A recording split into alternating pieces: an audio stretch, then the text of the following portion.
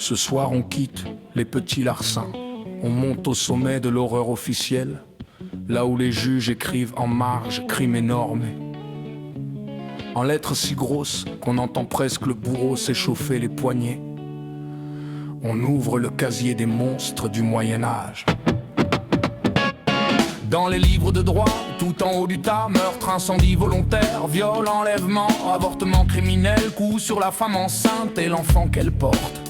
Puis le brigandage armé, la trahison, la lèse-majesté, toutes les morts surfaites au roi, et viennent les crimes contre nature, sodomie, bestialité. Là, on ne parle plus seulement du corps, on t'explique que l'homme insulte la création, qu'il renverse l'ordre du monde et ferme la porte de son salut. Ce n'est plus un dérapage, c'est une fracture dans la carte du ciel. Alors on promet le bûcher pour purger la société et calmer Dieu.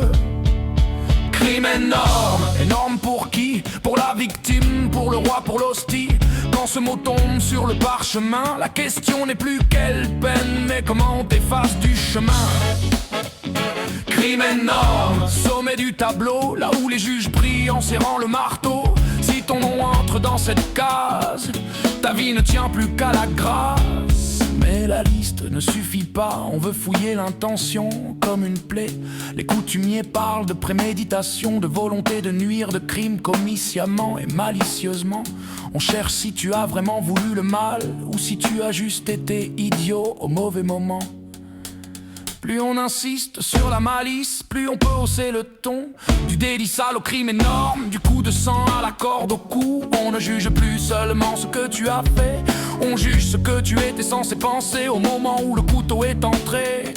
Et il n'y a pas que l'auteur direct, il y a ceux qui préparent, ceux qui savent et se taisent, ceux qui prêtent maison, repas, chevaux, complots, conjurations. Respirer ensemble le même secret, dans ce souffle partagé, le juge voit une seule grande faute et toute la bande paye. Crime énorme quand l'intention s'en mêle, la justice semble de ton âme comme une chapelle. On n'additionne plus seulement les coups, on compte les ombres qui tournent autour de toi partout. Crime énorme, énorme dans la tête, on pèse ton cœur comme une pièce sur la quête. Si le scribe lit volonté de mal dans ton histoire, il signe la page et referme le tiroir. Puis vient la troupe des récidivistes, les larrons coutumiers, les incurables, marqués au fer, parfois mutilés. Ils deviennent preuve vivante que le danger continue. Chaque retour devant le juge alourdit la peine et renforce la légende du monstre.